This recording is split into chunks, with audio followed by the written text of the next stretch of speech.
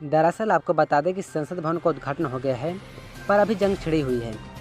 विपक्ष के नेता लगातार बीजेपी पर हमला बोल रहे हैं। वहीं अब देश के नए संसद मिल गई है, सियासत जारी है।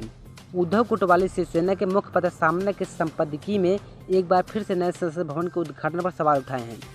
मोदी सरकार पर हमला करते हुए सामने में आज के दौरे के देश के पहले प्रधानमंत्री जवाहरलाल नेहरू से तुलना की गई है।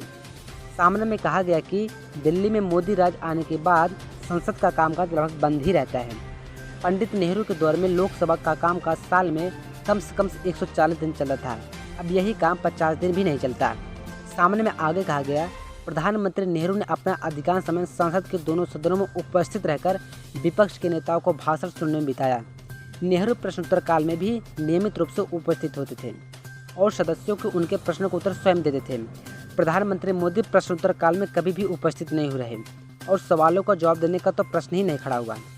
चर्चा से वे लगातार दूर भागते रहे। संसद में तब सभी विषयों पर चर्चा होती थी व प्रधानमंत्री ने चर्चा को उत्साहित कर रहे थे। आज विपक्ष ने अड़चन के मुद्दों पर चर्चा की मांग की तो सत्ताधारियों द्वारा ही संसद बंद करा दी जाती है। विरोधी बेंचों पर सदस्यों के साथ सौतोला बर्ताव किया जाता है। ये लोकतंत्र की तस्वीर नहीं।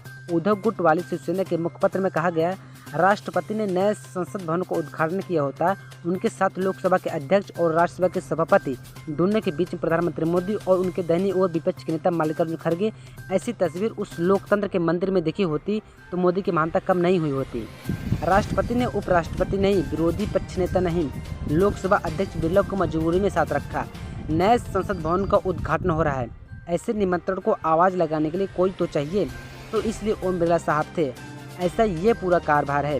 संपादकीय में आगे कहा गया, लोकतंत्र के इस मंदिर से राष्ट्रपति, उपराष्ट्रपति, लोकसभा अध्यक्ष और राज्यसभा में विपक्ष नेता अदृश्य थे, तो फिर उस उद्घाटन समारोह में कौन उपस्थित था? नए संसद भवन के समारोह में ज्ञान, विज्ञान और प्रौद्योगिकी धज्जे उड़ाते हुए अंधश्रद्धा और कर्मकांड के महत्व देने वाले भारमार थे। राजदंड भी अब आ गया, मतलब एक तरह से अब राजशाही शुरू हो गई है।